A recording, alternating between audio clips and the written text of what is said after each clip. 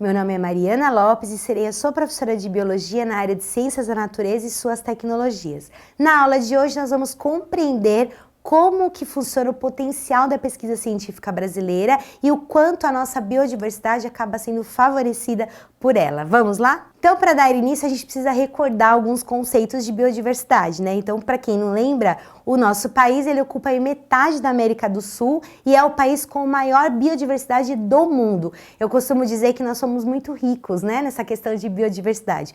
Para vocês terem uma ideia, são mais de 116 mil espécies de animais e mais de 46 mil espécies de vegetais, que são conhecidas pelo país todo, fora aquelas que a gente ainda não desconhece, tem conhecido ao longo do tempo.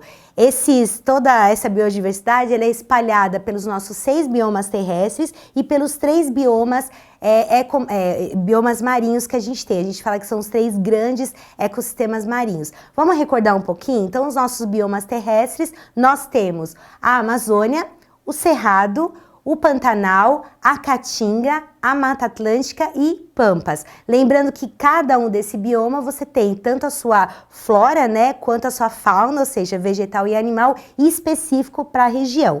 Quando a gente fala da nossa parte marinha, nós também temos aí as grandes 3, a gente comenta que são as 3 espécies, né, que ficam nesse nosso ambiente marinho. O primeiro deles é justamente o plâncton. O plâncton é aquele que fica lá na parte mais de cima, ele não tem muita movimentação, são organismos que acabam ficando bem na superfície. Na sequência, a gente tem o nécton, eles conseguem, né, ter um movimento muito maior, justamente como a das aves marinhas e também dos mamíferos marinhos. E por último, nós temos os bentos. Os bentos são aqueles que a gente fala de profundidade. São justamente os organismos que vivem em associação com outros organismos lá no fundo aquático, né, no ambiente aquático, e eles acabam dependendo desse recurso da profundidade. Então, esses 2 biomas, né, ou seja, essas 2 formas que a gente tem, é o que garante a biodiversidade do nosso país. Para entender um pouco melhor sobre essa questão de biodiversidade, a gente precisa resgatar que a biodiversidade ela é a base que sustenta a vida na Terra,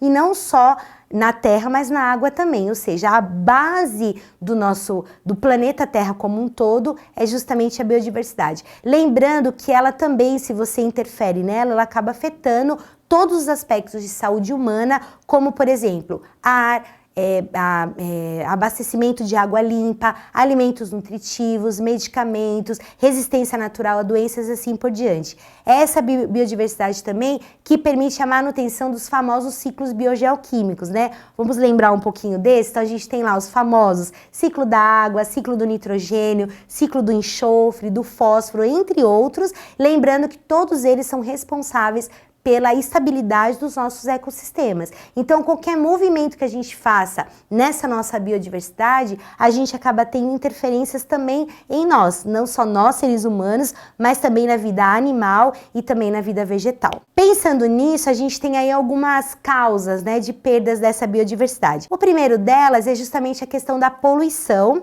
onde a gente sabe que a poluição nada mais é do que o inserir coisas a mais ou coisas que não fazem parte daquele ecossistema. Então, tudo que eu acabo colocando a mais ou que esteja fora, isso vai me trazer danos muito grandes, né? Não só para o ambiente, mas também dentro de uma cadeia. O segundo que a gente tem é a perda dos pântanos, né? E aí a gente vai resgatar um pouquinho a importância não só do pântano, mas também de toda a área que a gente fala que são áreas para criação, a gente chama de berçários, né? Criação de novos indivíduos. Então, por exemplo, se a gente pega os próprios mangues, é lá o berçário que a gente tem de nascimento de várias espécies animais. Então, esses pântanos, eles precisam ser preservados, e a perda dele, você acaba perdendo a introdução de novos animais e de uma nova vida. O terceiro que a gente tem é a questão da caça, que aí nem precisa ter tantos comentários. A gente sabe que a caça aos animais, principalmente aos animais silvestres, tem crescido cada vez mais. Isso é muito preocupante, né? Porque acaba envolvendo uma perda de espécies específicas que fazem parte de uma cadeia alimentar. Então, essa cadeia alimentar, ela pode ser quebrada ou danificada.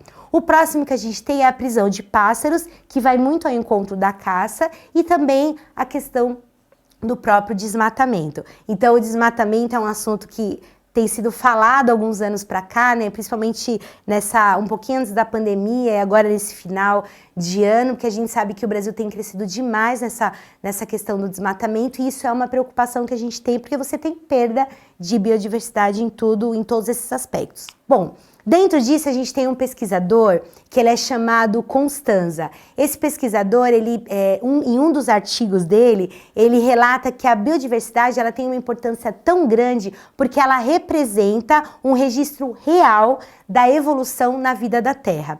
E aí, quando a gente fala, poxa, um registro real, eu queria fazer uma dinâmica com vocês, tá? Então, se vocês até quiserem pegar aí na casa de vocês, ou então só pensar, façam do jeito que vocês quiserem. Mas a ideia é a gente pegar uma foto de família. Se a gente pega uma foto de família, vocês vão ver que cada pessoa dessa foto, vamos pegar uma que você tirou aí há pouco tempo no Natal, até antes, você vai perceber que cada pessoa ela tem uma história, que cada pessoa ela tem um desenvolvimento, né? Então, às vezes você tá lá numa foto com 2 aninhos, hoje você tá com 14 anos. Então, essa foto, ela representa muitas coisas, né? Dentro de uma perspectiva da época que você tirou ela. E é interessante porque essa foto, em algum momento, ela vai tornar-se uma relíquia, né? Uma relíquia de família. Quando a gente fala da biodiversidade, a gente pensa justamente desse jeito. Então, você tem lá um aspecto da biodiversidade de um determinado ano, e aí, lógico que a tendência, com o passar do tempo, é daquilo ser uma relíquia, e vários acontecimentos fizeram aquele momento dar uma mudada. É lógico que a nossa esperança é que essa mudada ela aconteça sempre de forma muito positiva, mas muitas vezes a gente percebe que ela acontece de uma forma muito negativa. Então, quando a gente fala de biodiversidade, a gente fala justamente do momento. Então, talvez na região não mudou as coisas do lugar, mas a interferência climática ou a inserção de alguma outra coisa fez essa foto mudar. Então, a biodiversidade ela aparece muito com essas nossas fotos aí de relíquia de família. E não tem como voltar, né? A gente sabe disso. Bom, para vocês terem uma ideia sobre a pesquisa brasileira, né? Quando a gente fala de biodiversidade, o Brasil hoje, ele tem uma produção científica de 10% em sua ciência mundial. Então, o que isso representa? Que parte das pesquisas brasileiras, ou seja, dos artigos científicos que são publicados, nós temos aí em torno de 10% que envolvem o tema de biodiversidade e 2% que envolvem aí outros temas dentro da ciência mundial. Para a gente poder fortalecer um pouco mais isso, a gente tem mais ou menos de 15% e 20% da biodiversidade se encontra no Brasil, por isso que a gente tem tantas pesquisas nessa área. Então, de fauna, a gente tem aí 119.389 espécies e de flora, 49.217 espécies. Se você jogar em grandes plataformas de pesquisa, como, por exemplo, a própria Dédalus, que é da USP, ou outras plataformas, vocês vão perceber o quanto que a gente tem de artigo científico com base na biodiversidade brasileira. Isso não só os nossos pesquisadores, ok? Mas também pesquisadores de outras partes do mundo que acabam vindo para cá para estudar a biodiversidade brasileira. Solta a vinheta de curiosidade. O Brasil ocupa cerca da metade do continente sul-americano e abrange uma elevada diversidade climática, desde os trópicos úmidos até zonas semiáridas e temperadas. A extensão territorial e a multiplicidade de biomas levam à ampla diversificação da fauna, flora, fungos e micro-organismos. País mega diverso, o Brasil abriga entre 15% e 20% da biodiversidade global.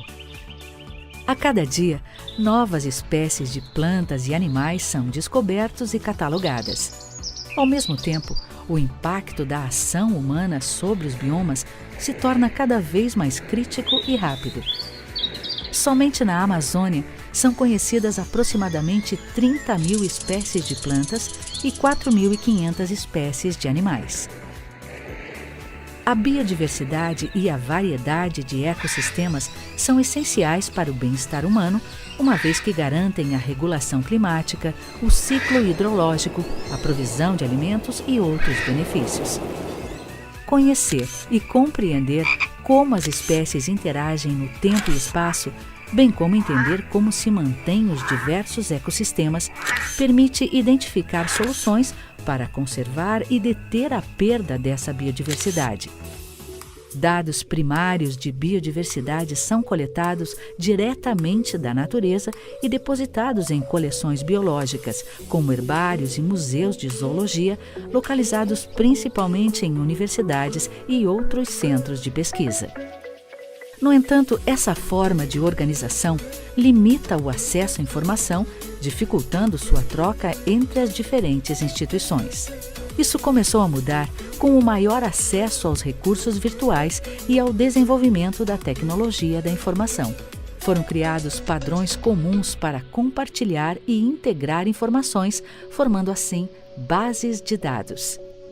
Surgiu então, em 2014, o Sistema de Informação sobre a Biodiversidade Brasileira, o CIB-BR, uma plataforma online criada para organizar, disponibilizar e promover o acesso e o uso de dados e informações sobre a biodiversidade brasileira, produzidos pelas diferentes instituições. O CIB-BR existe para apoiar e divulgar a produção científica, para ajudar na formulação de políticas públicas associadas ao planejamento ambiental, à conservação da biodiversidade e ao uso sustentável dos recursos naturais. O sistema tem como princípios a transparência, integridade e perenidade. Suas atividades são guiadas pelo uso livre e gratuito, organização das informações existentes sobre a biodiversidade brasileira, integração de diferentes bases de dados. O CIB-BR auxilia o publicador em todos os passos para a padronização e disponibilização dos dados. Faz isso por meio de tutoriais, capacitações e suporte online. Além de ser a vitrine da biodiversidade brasileira, o CIB-BR oferece serviços para os pesquisadores por meio de ferramentas e aplicações que auxiliam a publicação, melhoram a qualidade dos dados e ampliam possíveis análises. Uma vez que os dados estão publicados no CIB-BR, o publicador aumenta a visibilidade do seu trabalho, divulga a ciência e contribui para a construção participativa do conhecimento e gestão da biodiversidade e seus recursos naturais. No Brasil, o CIB-BR é o representante da Plataforma Global de Informação sobre Biodiversidade, conhecida como DIBIF. Uma iniciativa mundial que reúne dados de biodiversidade de mais de 100 países. Os publicadores do CIB-BR optam se querem compartilhar seus dados também no DIBIF.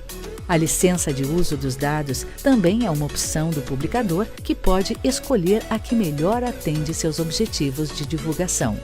Tudo isso para garantir que os dados da biodiversidade brasileira estejam integrados e possam ser visualizados, baixados e analisados pela sociedade brasileira.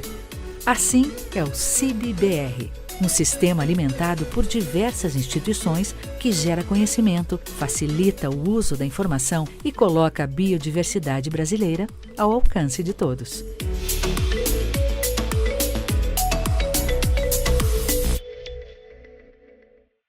Bom, esse vídeo que vocês acabaram de ver, ele tem incluso, né, essa plataforma, que é uma plataforma online, e o objetivo dela é destacado por 3 pontos, tá? Então, primeiro, subsidiar políticas públicas. Segundo, apoiar ações de conservação e de uso sustentável. E terceiro, promover o conhecimento geral da nossa biodiversidade. Então, por isso que eu comentei, é um dos órgãos que cuida, ou seja, que ajuda a organizar as questões da biodiversidade do nosso país. E um aspecto interessante é que nessa plataforma você consegue acrescentar não só informações, mas também acrescentar fotos, descrição de espécies novas, algumas informações sobre a ameaça. Então você consegue inserir dentro dessa plataforma. E para finalizar essa aula, eu queria deixar uma frase de José Aloísio Portes, que diz que preservar a biodiversidade é respeitar todos os mecanismos que favorecem a existência humana. Ou seja, para nós estarmos aqui hoje, a gente precisa cuidar dessa biodiversidade que a gente conheceu ao longo dessa aula. Então eu vou deixar alguns materiais para vocês lá no Saiba Mais. Aproveitem, bons estudos e até a próxima!